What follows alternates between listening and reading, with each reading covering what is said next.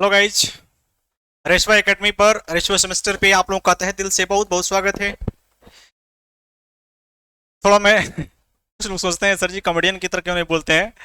बेटा ये पढ़ाई है और पढ़ाई को कॉमेडी मत बनाओ, ठीक है। पढ़ाई को सीरियस लेकर चला करो। तुम लोग को तब ये जानते हो कब समझ में आता है, बच्चों को कब समझ में आता है। बच्चों को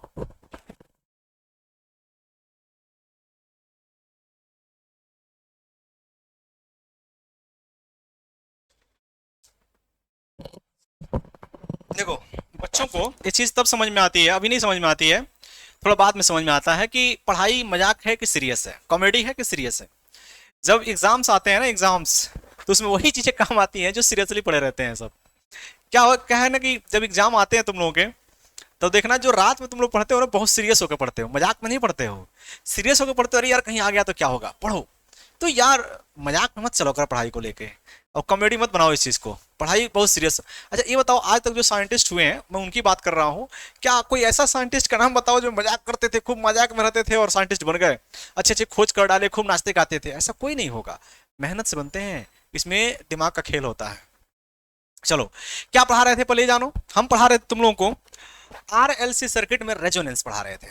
क्या पढ़ा रहे थे? रेजोनेंस।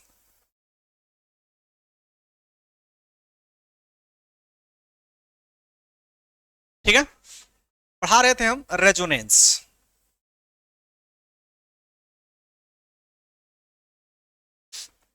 ठीक है, और रेजोनेंस में हमने क्या पढ़ा दिया था, याद करो याद करो। रेजोनेंस में अगर कोई सपोज दैट आर एल और सी सर्किट है, आर है, एल है और सी है, और यहां से आप उसको सप्लाई दे रहे हो एसी, तो मैंने क्या कहा था, रेजोनेंस कब होगा?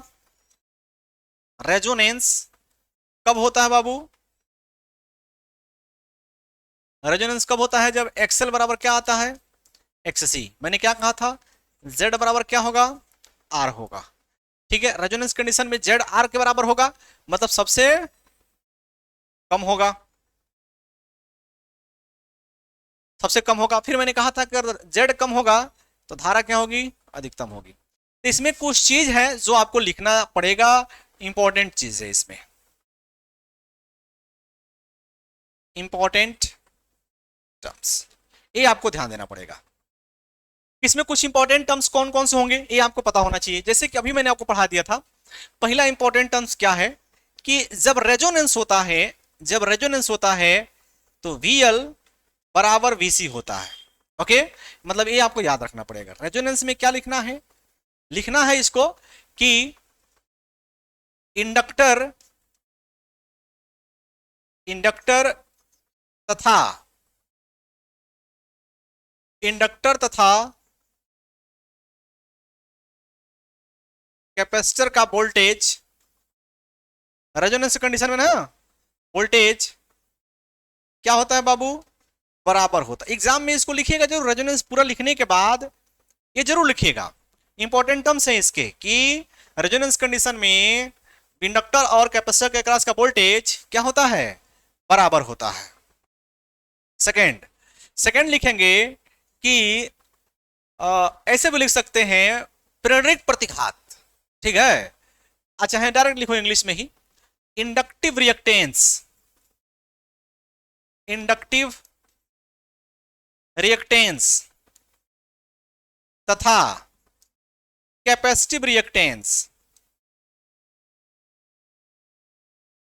कैपेसिटिव रिएक्टेंस एक्ससी बराबर होते हैं, बराबर होते हैं। अतः एक्सएल बराबर क्या होता है? एक्ससी। थर्ड, थर्ड क्या याद रखना है, अगर मान लो एक्सएल एक्सी बराबर है तो जेड किसके बराबर काम करता है?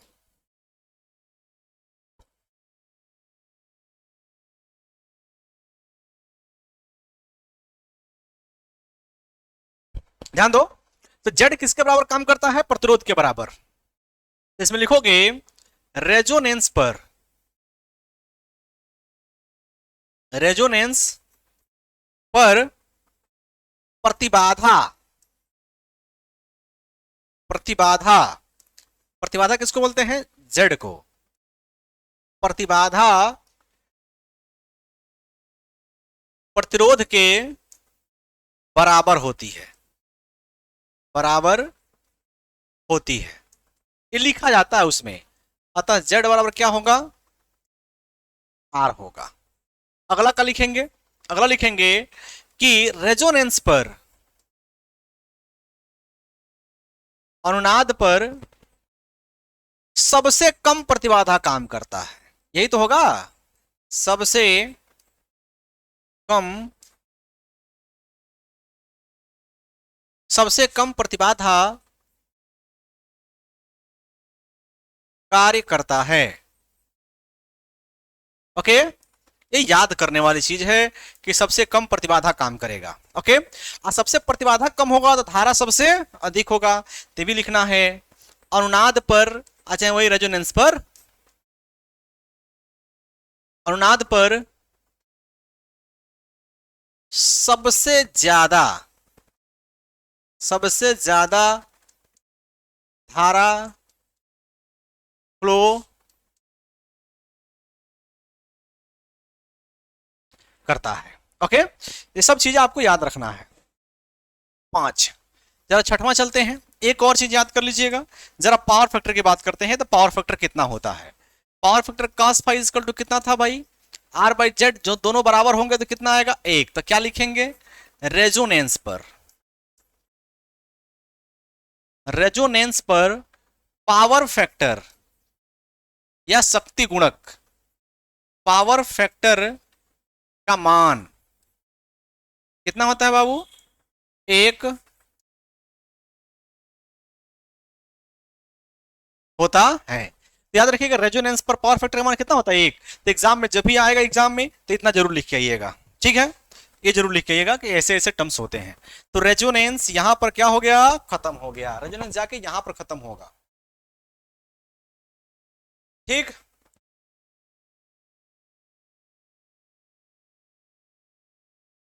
चलते हैं आगे, चलते हैं इसमें क्यू फैक्टर।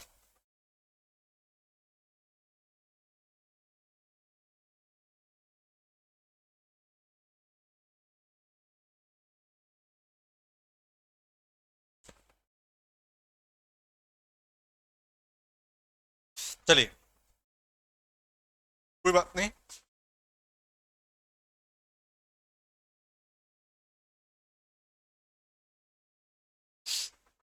तुम्हारे एग्जाम में ये भी बहुत ज्यादा पूछता है क्यू फैक्टर क्या होता है। हम चलेंगे क्यू फैक्टर।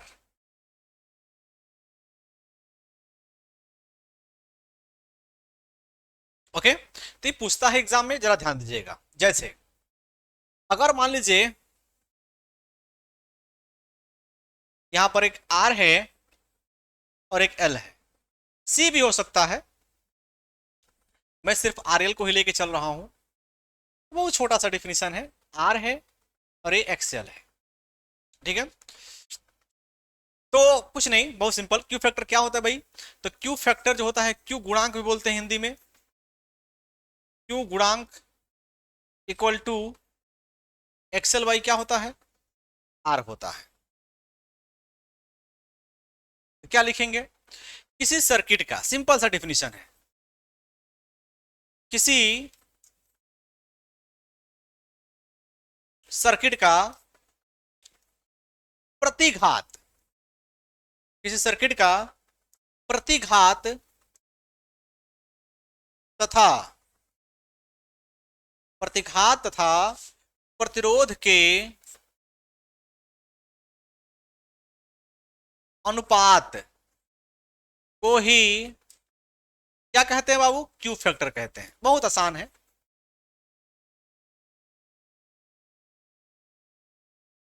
क्यू फैक्टर कहा जाता है। देखो कोई सर्किट है, तो किसी सर्किट में क्यू फैक्टर किसको बोलेंगे, तो उसका प्रतिघात और उसके प्रतिरोध के अनुपात को हम क्या बोलेंगे, क्यू फैक्टर कहते हैं, ठीक है। अब देखो अगर हम इसकी वैल्यू को पुटअप करें तो क्या आएगा, माना, अच्छा पहले मान लेते हैं, तो क्यू फैक्टर क्या आ जाएगा, डिफिनीशन ठीक है, लेकिन क्यू फैक्टर को कैसे लिखोगे,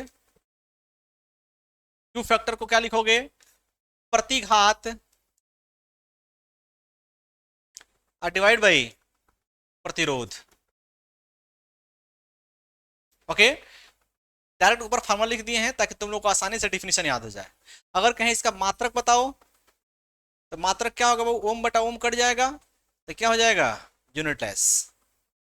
अरे ओम बटा ओम दोनों का ओम मात्रक होता है ना, कट जाएगा तो मात्रक क्या हो जाएगा, यूनिटलेस हो जाएगा, कुछ नहीं होगा मात्रक इसका। ठीक है, चलो माना,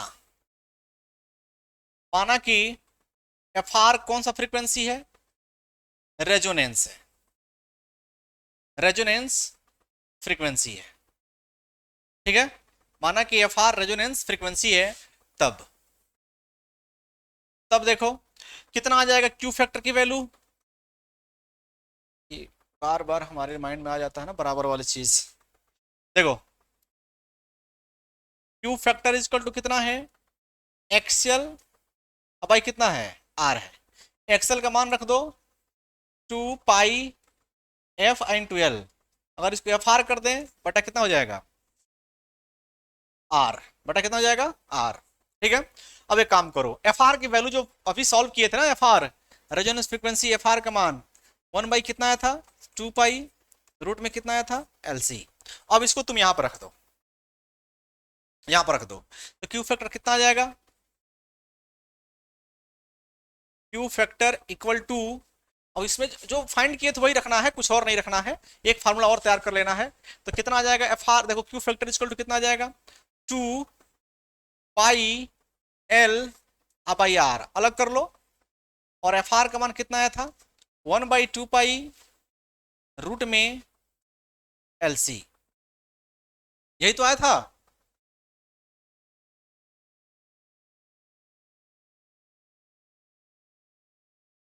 सही है, हाँ बिल्कुल सही है। अब देखो है नहीं, ये कट जाएगा, ये 2 पाई से 2 पाई क्या हो जाएंगे, कैंसिल आउट हो जाएंगे, तो क्यू फैक्टर कितना बचेगा, क्यू फैक्टर इक्वल टू हो जाएगा एल अपाई आर इन टू 1/रूट में एल सी, इतना बचेगा।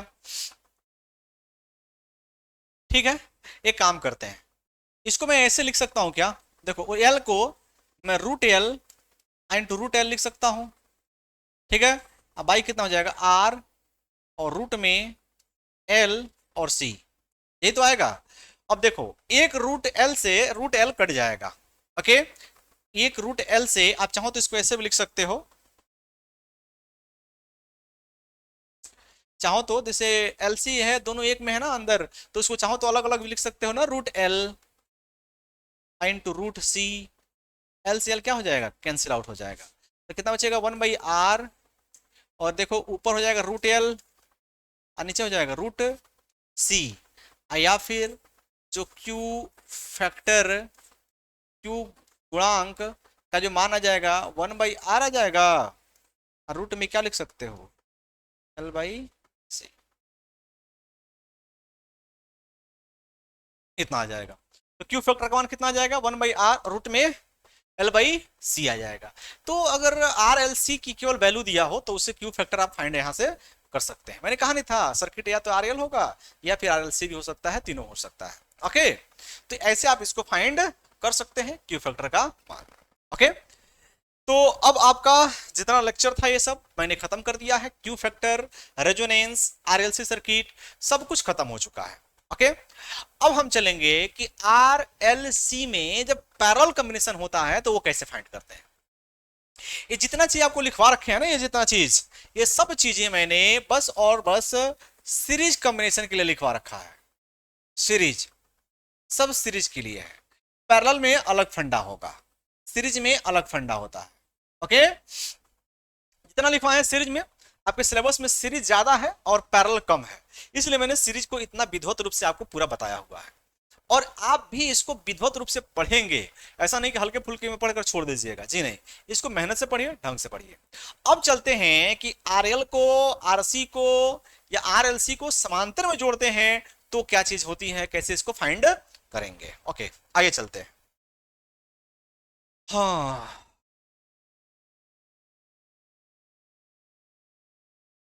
अब देखो जब मैं पढ़ा रहा हूँगा तो जो पढ़ने में लड़के तेज होंगे उनके लिए उनको बहुत अच्छा लगता होगा कि सर जी बहुत अच्छा पढ़ा रहे हैं, सर जी ये बता रहे हैं, वो चीज़ बता रहे हैं। और जो लड़के थोड़ा केवल कंटेंट तैयार करते हैं, सोचते हैं कि सर जी केवल कंटेंट तैयार करें हम, तो उनको लगता होगा सर जी कितना ज़्यादा पढ़ा रहे हैं, क्या क्या पढ़ा रहे हैं बाबू, मैं क्या क्या नहीं पढ़ा रहा हूँ। जब तुम अगले सेकेंड ईयर में आओगे ना, तब तुमको पता चलेगा कि सर जी जब फर्स्ट ईयर में पढ़ाए थे तो क्या क्या पढ़ाए थे और क्यों हम सेकेंड ईयर में आके इतने आगे बढ़ गए हैं। सेकेंड ईयर की चीज समझ में आने के लिए फर्स्ट ईयर की चीज जानना जरूरी है, वरना अगर आप ढंग से नहीं पढ़ेंगे तो फिर मुझे जब सेकेंड ईयर पढ़ाना पड़ेगा तो फर्स्ट ईयर की चीज सारी बताना पड़ेगा, जिससे कोर्स ज्यादा लेंदी खींच जाता है, टाइम ज्यादा लग जाता है। ठीक है, तो आप भी कहेंगे सर जी बहुत ज्यादा टाइम ले लिए, इसलिए ध्यान रखिएगा फर्स्ट ईयर की चीज को ध्यान से पढ़ने के लिए आपको मेहनत करना पड़ेगा, पूरा चीज ढंग से पढ़ना पड़ेगा। ओके, चलिए अगला चलते हैं, आरएलसी चाहे आर और एल का पैरेलल सर्किट। अब हम चलेंगे आरएलसी पैरेलल चाहे पैरेलल कॉम्बिनेशन। पैरेलल कॉम्बिनेशन थोड़ा ध्यान दीजिएगा, पैरेलल कॉम्बिनेशन क्या होता है, कैसे फाइंड करेंगे, जरा ध्यान दीजिएगा। ओके, तो देखो पिछला वाला में आर पढ़े थे, एल पढ़े थे, सी पढ़े थे, तो आर एल सी जो पढ़े थे वो तो भाई पैरेलल में अलग अलग हो नहीं सकता, जब एक ही रहेगा। प्योर आर किसके साथ पैरेलल में होगा, किसी के साथ नहीं। आर और एल लेंगे तब ना पैरेलल में होगा, तो हम एक एक करके पढ़ेंगे। क्या क्या पढ़ना है पहले जान लीजिए। हमको पढ़ना है, फर्स्ट पढ़ना है आरएल लोड, और किसमें, पैरेलल में। ओके, सेकेंड पढ़ना है आरसी लोड, और ये पैरेलल में। थर्ड पढ़ना है एलसी लोड, पैरेलल में। और फोर्थ पढ़ना है आर एल सी लोड, और ये भी किसमें, पैरेलल में। एक एक्स्ट्रा पढ़ेंगे हम लोग, एक एक्स्ट्रा पढ़ा जाएगा कि आर और एल हो सीरीज में और इसके साथ सी हो पैरेलल में, ऐसे भी पढ़ेंगे, लेकिन थोड़ा बाद में पढ़ेंगे। पहले इन तीनों को कवर किया जाए, चारों को, और फिर इसको पढ़ा जाएगा। इसमें क्या क्या फाइंड करना है पहले जान लीजिए। तो इसमें भी वही चीज फाइंड करना है। पहले आप क्या बनाएंगे, इसका सर्किट डायग्राम, जैसे आप वहां पढ़े हैं वैसे यहाँ भी पढ़ना पड़ेगा। ठीक, बच्चे को माइंड में आ रहा होगा सर ये कितना ज्यादा पढ़ाते हैं यार, कहाँ कहाँ से लाते हैं। तो पढ़ना तो है, मेहनत तो करना है, हमारे साथ रहना है तो मेहनत करना पड़ेगा। ठीक है, चलो देखो आरएलसी रोड में क्या रहेगा पहले ध्यान दो। जो भी रहेंगे पैरेलल में, इसमें भी सर्किट डायग्राम पढ़ेंगे। सर्किट डायग्राम के बाद हम क्या बनाएंगे, इसमें वेक्टर डायग्राम। और वेक्टर डायग्राम जब बन जाएगा हमारा, तो उसके बाद क्या लिखेंगे, इसका इक्वेशन लिखेंगे। और इक्वेशन जब निकल जाएगा हमारा, तो क्या निकालेंगे, पावर निकालेंगे। और जब पावर हमारा फाइंड हो जाएगा तो क्या निकालेंगे, पावर फैक्टर निकालेंगे। अब डायरेक्ट निकालेंगे हम लोग पावर फैक्टर। अब पावर फैक्टर जब निकल जाएगा तो हम लास्ट में पढ़ेंगे क्या, इम्पीडेंस, प्रतिबाधा। इतना चीज़ पढ़ना है। वेव भी पढ़ सकते हैं, लेकिन वेव यहाँ नहीं पढ़ाएंगे, वेव आपको पता हो चुका है कि वेव डायग्राम कैसे बनता है। इतनी चीजें आपको हर चीज में काम करना है। चलते हैं आगे, चलते हैं पहला लोड पढ़ेंगे हम फर्स्ट।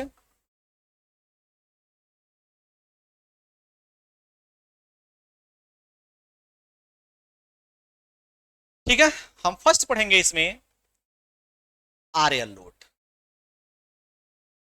RL load. और किसमें पढ़ेंगे इसको, पैरेलल में, समांतर में। ओके, आरएल लोड को पढ़ेंगे किसमें, पैरेलल पढ़ेंगे, समांतर में पढ़ेंगे।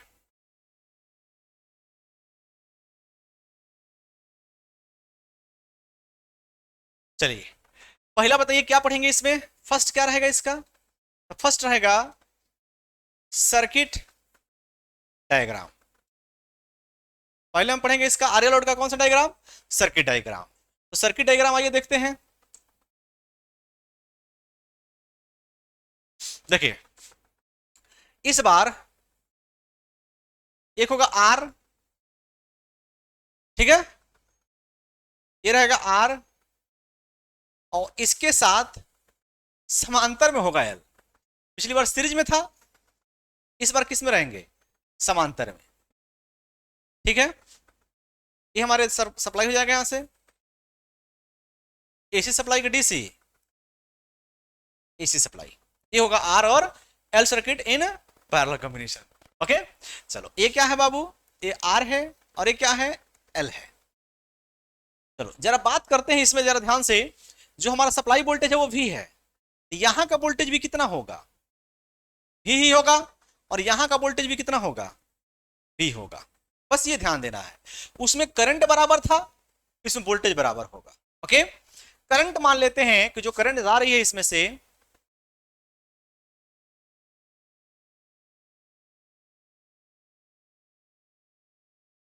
देखो जो करंट जा रही है वो यहां पर आई है, और आई करंट जाने के बाद कितने भागों में बढ़ गया, दो भागों में। ऊपर की तरफ कौन सा मान लेते हैं, आई आर, इधर तरफ कौन सा मान लेते हैं, आई एल। ओके, इस बार करंट दो भागों में बढ़ जाएगा, आई आर और आई एल। जरा इनके वेक्टर बनाते हैं। देखो इसका वेक्टर मैं तैयार कर रहा हूं, वेक्टर थोड़ा ध्यान से देखो। रजिस्टिव लोड में जिधर वोल्टेज होगा भी, उधर ही करंट होगा, आई आर। इस बार करंट को आई आर लिखेंगे। कैपेसिटिव लोड में आ जाओ, सॉरी इंडक्टिव में, तो अगर मैं भी को इधर मान रहा हूं, भी, तो इनकी करंट आई एल 90 डिग्री पीछे चलती है, करंट 90 डिग्री पीछे होगा, 90 डिग्री से 90 डिग्री। अब हम बनाएंगे सेकेंड, सेकेंड हमारा कौन सा होगा बाबू, वेक्टर डायग्राम। सेकेंड क्या बनेगा इसका, वेक्टर डायग्राम। समझ में आया कैसे बना रहे हैं, जैसे वहां पढ़े थे वैसे यहां भी पढ़ना है। अब वेक्टर डायग्राम बनाएंगे, तो वेक्टर डायग्राम बनाने के लिए दोनों वेक्टर को जोड़ दो। तो मैंने वहां क्या कहा था, जो दोनों में कॉमन है उसको खींच लो। तो इस बार तो वोल्टेज कॉमन है ना दोनों में, तो पहले वोल्टेज खींच लो। तो वोल्टेज कैसे खींचेंगे, जरा ये ध्यान दो। यहां पर देखो वोल्टेज, तो पहले यहां पर तुम वोल्टेज खींच लो। वोल्टेज कौन सा हो जाएगा, V हो जाएगा। अब चलो, जब तुमने V खींच लिया तो V हो गया हमारा। अब चलो इसके लिए इसके लिए खींचो। तो R में देखो धारा उसी दिशा में है, तो उसी दिशा में धारा खींच लो, यहां से यहां तक। कौन धारा हो जाएगा बताओ, इस धारा की जो वैल्यू होगी वो कौन होगा, आई आर। अब 90 डिग्री देखो नीचे करंट है, तो 90 डिग्री नीचे करंट खींच लो। ये वाला कौन सी करंट है, आई एल। देखो हम जानते हैं, देखो करंट जो जा रही है यहां से आई, जो आई जा रही है, तो मैं लिख सकता हूं यहां पर मैं लिख सकता हूं कि I equal to I R plus I L. Vector में जोड़ना, लेकिन ठीक है, वेक्टर में जोड़ना। अच्छा, करंट कौन सी राशि होती है, वेक्टर होती है कि स्केलर होती है, सदिश होती है कि अदिश होती है, कमेंट करिएगा इसमें, कमेंट करेंगे फिर आपको बताएंगे कौन सी राशि होती है, क्यों होती है। चलो इतना हो जाएगा। तो देखो यहां से यहां तक आई आर, यहां से यहां तक आई एल, दोनों को जोड़ दो यहां से, ये मिल जाएगा हमारा कौन, करंट, एंगल फाई। चलो यहां मैं फिर से बना रहा हूं इसको। सबसे पहले मैं क्या खींचूंगा, इधर भी खींचूंगा। भी के बाद देखो यहां से भी, अब रेजिस्टेंस वाला धारा है उसी दिशा में है, देखो रेजिस्टेंस वाला धारा उसी दिशा में है, तो उसी दिशा में धारा खींचो। कितना हो जाएगा ये, I R, I R current हो जाएगा। अब देखो करंट, जो इसकी करंट एल वाला 90 डिग्री नीचे है, तो यहां से 90 डिग्री नीचे करंट खींचो, ये कौन सा हो जाएगा। और आई आर और आई एल जोड़ दिया जाए यहां से, तो कौन मिल जाएगा, आई एंगल आई। अब इसमें से रिजल्टेंट निकाल लो, इसमें से रिजल्टेंट बाहर निकाल लो। तो रिजल्टेंट बराबर बाहर क्या आ जाएगा इसमें से, मेन करंट और मेन वोल्टेज। तो देखो मेन वोल्टेज ये है V, और मेन करंट ये है I एंगल फाई। तो जो तुम पहले पढ़े थे आरएल सर्किट में वही तो यहाँ भी आया है, कुछ अलग नहीं आया है। ठीक है, वेक्टर डायग्राम तो ही आया हुआ है। देखो अभी भी करंट कहाँ चल रही है, पीछे चल रही है, कितना डिग्री से, 5 डिग्री से। ओके, बस यही आएगा जो पहले आया था। आरएल सर्किट जो भी आएगा करंट हमेशा पीछे रहेगी, चाहे सीरीज हो चाहे समांतर हो। कैसे बनाना है, अलग अलग वेक्टर बना के फिर दोनों को जोड़ दो तो ऐसे मिल जाएगा। चलो अब हमारा चलेंगे दूसरा, तीसरा इक्वेशन पर, समीकरण पर, समीकरण पर चलेंगे। समीकरण कैसे लिखेंगे इसको देख लो। तो चलो v का इक्वेशन मान लो, v का इक्वेशन अपने आप से मान लो, v इक्वल टू कितना हो जाएगा, m sin omega t। Equation number first, तो करंट पीछे चल रही है, i का इक्वेशन कितना लिखोगे, im sin omega t minus.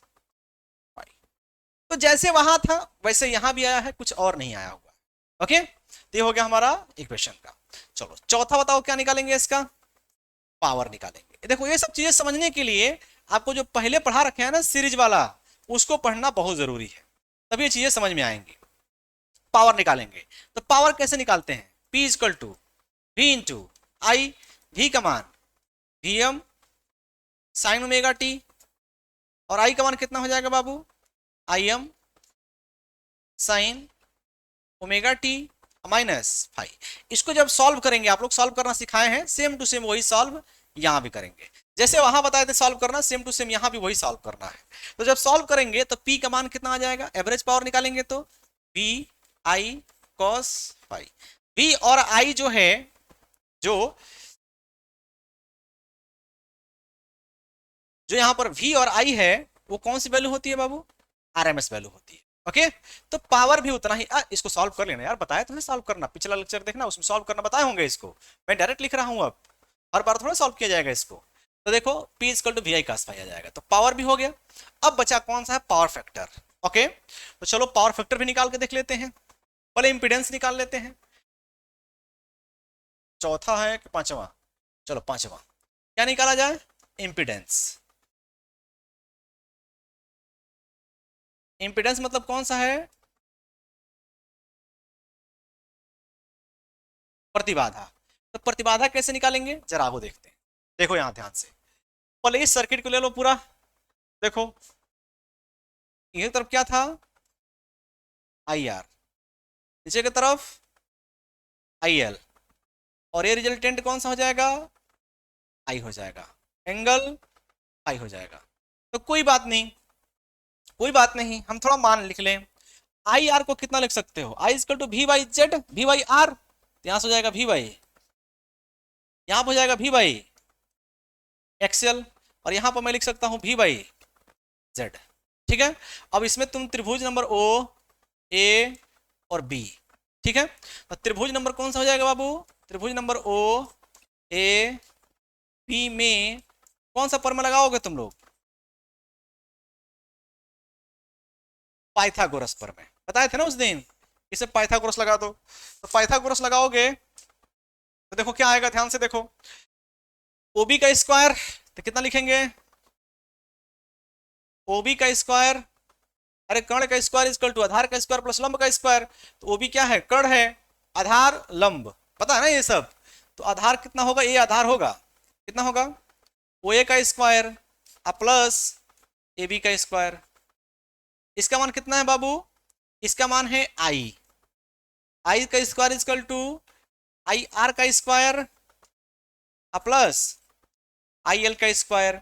I का मान कितना है, V बाई जेड का whole square equal to V by R का whole square plus V by XL का होल स्क्वायर।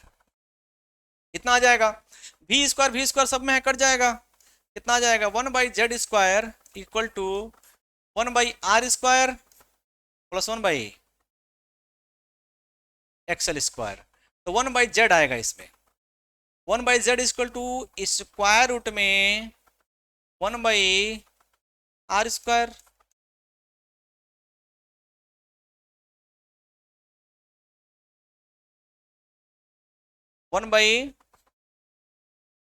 स्क्वायर, याद रखिएगा इतना आएगा।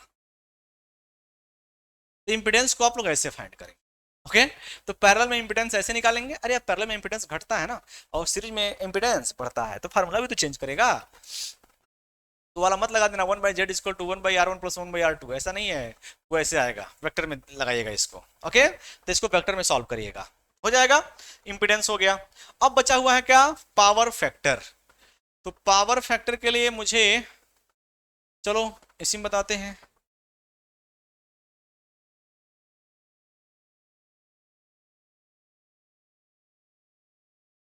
देखो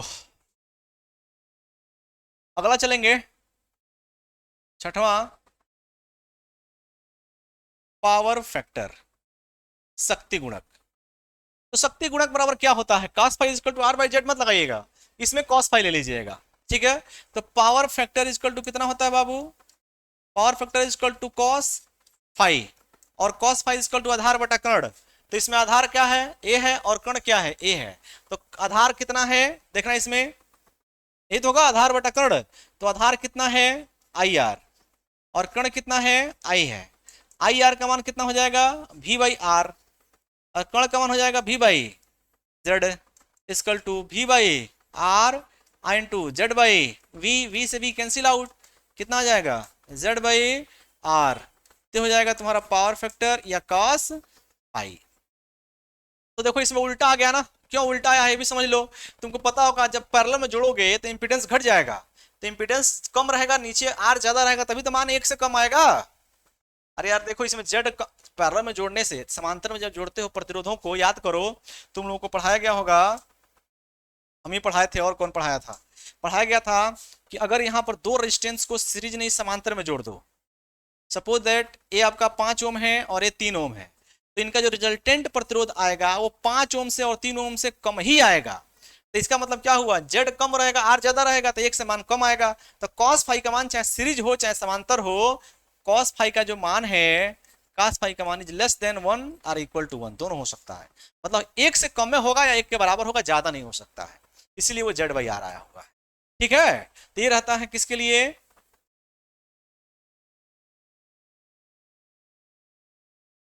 ठीक है, तो ये रहा किसके लिए बाबू, ये रहा एक आरएल लोड जब समांतर में जुड़ते हैं तो उसका सर्किट डायग्राम, वेक्टर डायग्राम, विस्क्वेशन, पावर कैसे आएगा, इंपीडेंस कैसे निकालेंगे, 1/z आएगा, और same to same power factor भी वैसे आएगा। ओके, जेड बाई आर आएगा उसमें, और इसमें थोड़ा सा अंतर रहेगा।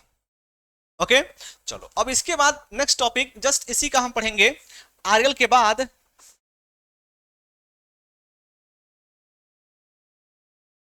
देखो ये सब चीज पढ़ने के लिए ना पहले की चीजें आने बहुत जरूरी होता है। ओके, तो हम अब पढ़ेंगे next RC circuit. RC circuit किसमें हो, समांतर में हो।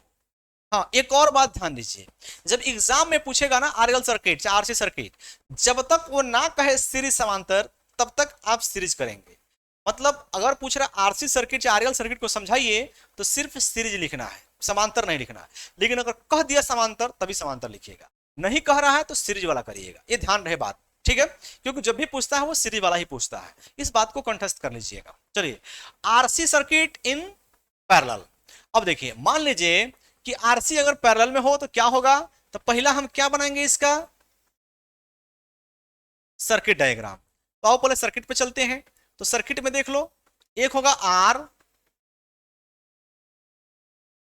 एक होगा आर, और एक होगा हमारे पास सी।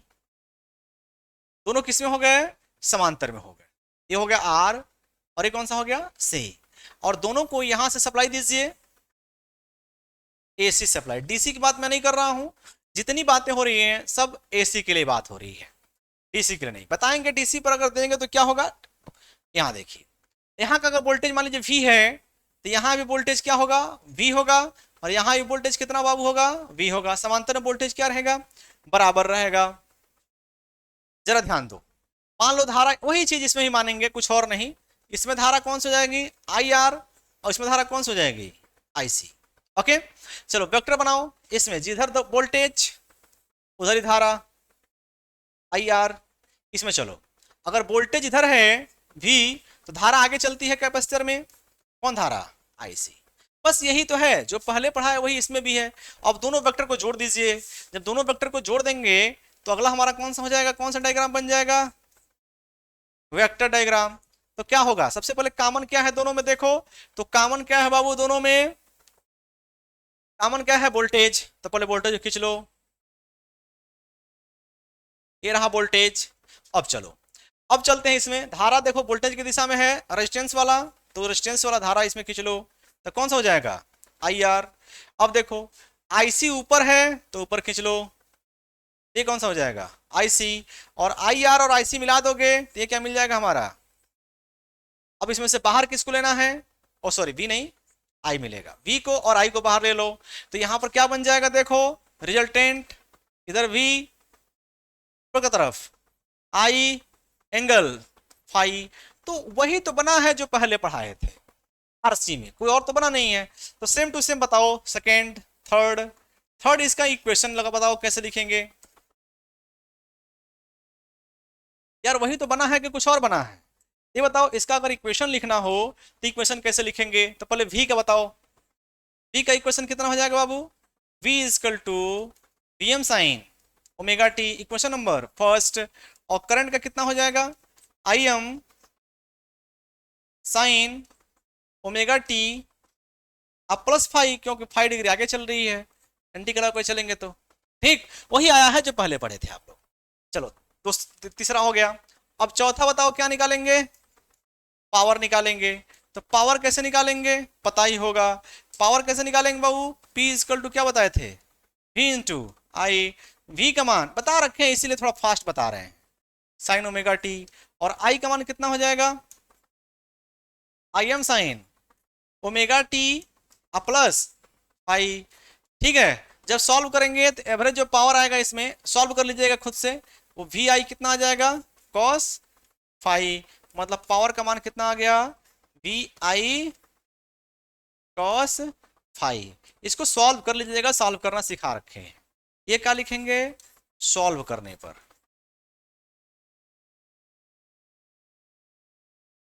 ठीक है, सॉल्व करने पर। सॉल्व करने के लिए पिछला लेक्चर देख लीजिएगा, पिछला लेक्चर और यार बहुत पढ़ाए हैं इसको, कई बार सॉल्व कराए हैं, 3-4 बार सॉल्व करा के पावर निकाले।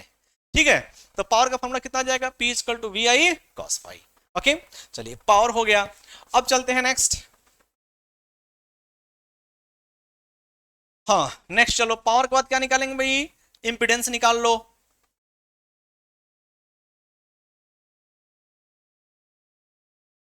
इंपिडेंस मतलब प्रतिबाधा, तो प्रतिबाधा कैसे निकालेंगे, तो सर्किट ले लो, ये वाला सर्किट। एक तरफ कौन सा है, आई आर, ऊपर की तरफ कौन सा था, आई सी, और यहां से जोड़ने पर कौन था, आई, एंगल कितना था, फाई। ये वाला सर्किट, ये वाला सर्किट ले लीजिए। चलिए इंपिडेंस निकालने के लिए क्या हो जाएगा, इसमें पाइथागोरस लगा लीजिए। तो हम लगाएंगे पाइथागोरस, लगा लीजिए त्रिभुज में, पाइथागोरस। ठीक है बाबू, इसे पाइथागोरस लगा लो तो कर्ण का स्क्वायर इक्वल टू आधार का स्क्वायर प्लस लंब का स्क्वायर, वही चीज जो पहले पढ़े हैं। तो कितना हो जाएगा, आई का square equal to I R का स्क्वायर प्लस आई सी का स्क्वायर, यही तो आएगा। इसका मान होगा v by Z whole square equal to v by R का whole square plus v by X C लिखिएगा ना, कैपेसिटर है, होल स्क्वायर, जो पहले से पढ़े वही है।